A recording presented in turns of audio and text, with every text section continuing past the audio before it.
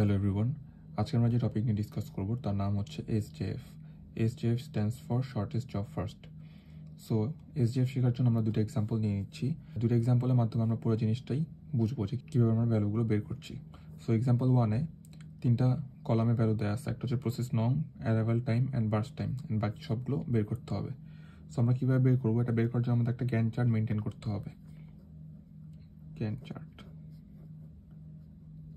ওকে। So এই Gantt chart maintain করলে আমরা গ্যান্ট চার্টের রেসপেক্টে সব ভ্যালুগুলো ফিল আপ করতে পারবো।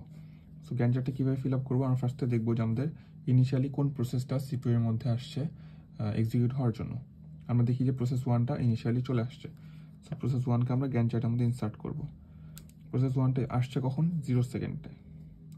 0 সেকেন্ড থেকে সে কতক্ষণ চলছে? 5 সেকেন্ড পর্যন্ত। বার্স্ট টাইম হচ্ছে এক্সিকিউশন টাইম। আমি বলেছিলাম বার্স্ট টাইম হচ্ছে এক্সিকিউশন টাইম,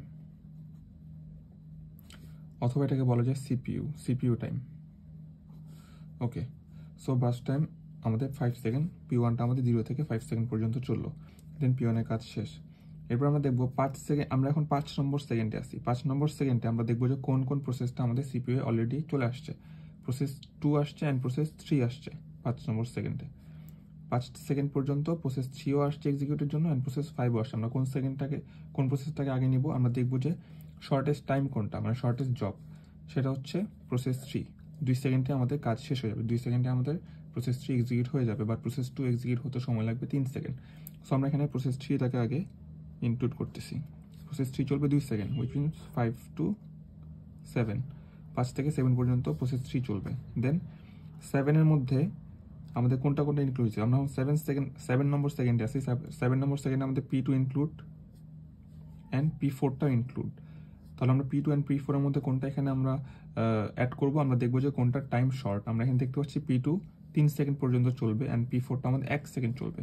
সো P4টা আমাদের বেশি প্রিফারেবল। এখানে P4 আমরা অ্যাড করে দিচ্ছি। P4টা চলবে 1 সেকেন্ড, উইচ ইজ 8 সেকেন্ড পর্যন্ত। দেন লাস্টলি P2 আমরা অ্যাড করবো। P2 চলবে 3 সেকেন্ড, 11 পর্যন্ত। গ্যান্ট চার্টটা যদি কমপ্লিট হয়ে থাকে, দেন আমরা গ্যান্ট চার্ট থেকে এখন এই কলামটা ফিল আপ করবো, এই বাকি কলামগুলো ফিল আপ করবো। ফিনিশ টাইম, P1 এর ফিনিশ টাইম কখন? P1 শেষ হয়েছে 5 নম্বর সেকেন্ডে, তাহলে P1 এর ফিনিশ টাইম 5। P3 এর ফিনিশ টাইম আমরা দেখতে পাচ্ছি P3 finish time 7, so P3 এখানে 7। P4 এর finish time 8, P4 8 and P2 finish time 11, P2 এর 11। ওকে, এরপরে টার্ন অ্যারাউন্ড টাইম আমরা ফিল আপ করার জন্য আমরা একটা ফর্মুলা আছে। Turn around time is equal finish time minus arrival time. Finish time minus arrival time. So 5 minus 0, which is 5, 11 minus 3, which is 8, 7 minus 5, which is 2, 8 minus 6, which is 2. Then আমরা এখন waiting টাইমটা fill up করবো। Waiting টাইমের formula হচ্ছে turnaround time minus burst time, মানে CPU time, execution time. Turnaround time আর burst time.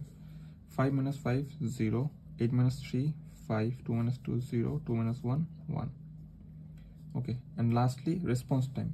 Response time এর formula হচ্ছে CPU first time. CPU first time যদি লিখি, মানে CPU এর মধ্যে প্রথমবার যখন আমাদের প্রসেসটা আসছে সেটা মাইনাস অ্যারাইভাল টাইম।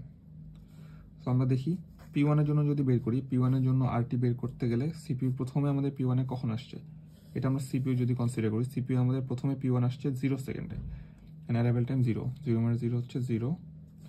দেন P2 এর জন্য যদি করি, P2 আমাদের 8 নম্বর সেকেন্ডে CPU এর মধ্যে আসছে। P2 এখানে দেখতে পাচ্ছি 8 নম্বর সেকেন্ডে আসছে অ্যান্ড P2 এর অ্যারাইভাল টাইম হচ্ছে 3, সো 8 minus 3 হচ্ছে 5। দেন সিমিলারলি P3 এর জন্য, P3 আমাদের CPU আসছে 5 অ্যান্ড এটা arrival time 5, which is 0। P4 আমাদের CPU এর মধ্যে আসছে 7 নম্বর সেকেন্ডে অ্যান্ড P4 এর অ্যারাইভাল টাইম ছিল 6, সো 1। আই হোপ এক্সাম্পল 1টা বোঝা গেছে। দেন আমরা সিমিলারলি এক্সাম্পল 2টা করবো। এক্সাম্পল 2 করলে আরেকটু ক্লিয়ার হবে। আচ্ছা, এক্সাম্পল 2 আমরা দেখতে পাচ্ছি ইনিশিয়ালি P2 প্রসেস 2 আমাদের ইনিশিয়ালি চলে আসছিল। সো প্রসেস 2কে আমরা গ্যান্ট চার্টের মধ্যে ইনসার্ট করছি। ওকে, প্রসেস 2টাকে আমরা ইনসার্ট করলাম। প্রসেস 2 আমাদের কতক্ষণ চলবে? 0 থেকে 2 পর্যন্ত, 0 থেকে 2 সেকেন্ড পর্যন্ত প্রসেস 2 চললো। দেন আমরা দেখতে পাচ্ছি 2 নম্বর সেকেন্ড আমরা এখন আসি। 2 নম্বর সেকেন্ডে আমাদের P3ও আসছে, P5ও আসছে এক্সিকিউশনের জন্য। কোনটাকে আমরা এক্সিকিউট করব, আমরা দেখবো যে কোনটা আমাদের দ্রুত শেষ হবে, মানে কোনটা আমাদের জবটা শর্টেস্ট। P3 আমাদের 5 সেকেন্ড লাগবে এক্সিকিউট হতে, অ্যান্ড P5টা এক্সিকিউট হতে লাগবে 3 সেকেন্ড। সো আমরা দেখতেই পাচ্ছি আমরা P5কে এখানে ইনক্লুড করব, যেহেতু এটা আমাদের দ্রুত শেষ হয়ে যাবে। P5 ইনসার্ট করলাম, P5 আমাদের 3 সেকেন্ড চলবে, তাহলে 2 থেকে 3 সেকেন্ড চললে 5 পর্যন্ত চলবে। দেন দেখতে পাচ্ছি 5 সেকেন্ডের মধ্যে আমাদের কোনটা এসে পড়ছে। 5 সেকেন্ডের মধ্যে P3, P1, হ্যাঁ P3 আর P1 এই দুইটাই এসে পড়ছে 5 সেকেন্ডের মধ্যে। কোনটাকে আমরা আগে এক্সিকিউট করবো, এখানে আমরা দেখতে পাচ্ছি দুইটারই এক্সিকিউশন টাইম 5। সো আমরা যে কোনো একটাকে এখানে আমরা ইনসার্ট করে দিতে পারি। ফর এক্সাম্পল আমরা P3কে যদি ইনসার্ট করি, P3 কতক্ষণ চলবে, 5 সেকেন্ড, 10 পর্যন্ত। P3 এর কাজ শেষ। 10 এর মধ্যে বাকি সবগুলো ইনক্লুড হয়ে গেছে, মানে আর বাকি থাকে P4 আর P1। এখন P4 আর P1 এর মধ্যে আমরা কোনটাকে ইনসার্ট করবো, আমরা দেখবো যে এক্সিকিউশন টাইম কোনটার কম, P4 এর। আচ্ছা, এখন আমরা 10 নম্বর সেকেন্ডে আসি।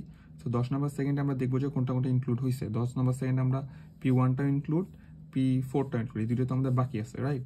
P1 and P4। আমি যদি একটু ডিফারেন্ট কালি দিয়ে মার্ক করি, P1 অ্যান্ড P4 এই দুটো আমাদের বাকি আছে, অ্যান্ড 10 নম্বর সেকেন্ডে দুইটাই আমাদের পৌঁছায় গেছে সিপিইউ এর মধ্যে। কোনটাকে আমরা এক্সিকিউট করবো, আমরা দেখবো কোনটার জবটা ছোট, মানে কোনটা আমাদের তাড়াতাড়ি এক্সিকিউট করা যাবে। P1 এর জন্য 5 সেকেন্ড অ্যান্ড P4 এর জন্য 7 সেকেন্ড। সো আমরা দেখতে পাচ্ছি যে P1টা আমাদের এক্সিকিউশন টাইম কম। সো P1টাকে এখানে ইনসার্ট করতেছি। P1টা কতক্ষণ চলবে, 5 সেকেন্ড, 10 থেকে 15। দেন লাস্টলি P4 চলবে 7 সেকেন্ড পর্যন্ত, which is 22 I guess. So Gantt chart যদি কমপ্লিট হয়ে থাকে, গ্যান্ট চার্টের রেসপেক্টে আমরা এখন বাকি কলামগুলো ফিল আপ করবো। আমরা দেখি P1 এর, আমরা যদি এইভাবে দেখি P2 এর এক্সিকিউশন, P2 এর ফিনিশ টাইম হচ্ছে 2 নম্বর সেকেন্ডে। 2 নম্বর সেকেন্ডে P2 শেষ। P2 এর ফিনিশ টাইম 2। P5 এর ফিনিশ টাইম 5। P5 এর হচ্ছে 5। P3 এর ফিনিশ টাইম 10। P3 এর 10। P1 এর ফিনিশ টাইম 15 অ্যান্ড P4 এর 22। ওকে, সো ফিনিশ টাইম আমাদের কমপ্লিট। টার্ন অ্যারাউন্ড টাইমের ফর্মুলা হচ্ছে finish time minus arrival time. Finish time minus arrival time, 15 minus 4 which is 11, 2 minus 0 which is 2। এভাবে যদি আমরা পুরোটাই কমপ্লিট করি, 9, 16 and 3। ওকে, ওয়েটিং টাইমের ফর্মুলা হচ্ছে turnaround time minus burst time. Turnaround time minus burst time. So 11 minus 5, 6, 2 minus 2, 0। বাকিটা fill up যদি করি তাহলে হবে 4, 9, 0, 4, 9 and 0। Okay, lastly response time. Response টাইমের ফর্মুলা হচ্ছে CPU first time and arrival টাইমের সাবট্রাকশন। সো প্রসেস 1টা যদি consider করি, প্রসেস 1টা আমাদের সিপিইউ এর প্রথম আসছে কখন, 10 নম্বর সেকেন্ডে প্রসেস 1টা চলে আসছে। So 10 minus arrival time 4 which is 6। Similarly P2 আমাদের সিপিইউ আসছে 0 নম্বর সেকেন্ডে, অ্যান্ড P2 এর অ্যারাইভাল টাইম হচ্ছে 0। So 0 minus 0 which is 0। Then P3 আমাদের 5 নম্বর সেকেন্ডে সিপিইউ এ আসছে এক্সিকিউশনের জন্য, অ্যান্ড P3 এর অ্যাকচুয়াল অ্যারাইভাল টাইম ছিল 1। সো 5 minus 1 হচ্ছে 4।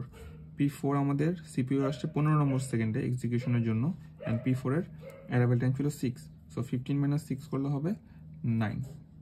দেন লাস্টলি P5 এখানে আমরা দেখতে পাচ্ছি সিপিইউ এর অ্যারাইভাল টাইম হচ্ছে, সিপিইউ এর ফার্স্ট আসছে আমাদের 2 নম্বর সেকেন্ডে, অ্যান্ড P5 এর আমাদের অ্যারাইভাল টাইম ছিল 2 minus 2 which is 0। I hope এই দুটো এক্সাম্পল বুঝা গেছে, অ্যান্ড এই দুটো এক্সাম্পল বুঝে থাকলে আমাদের shortest job first complete. Thank you everyone.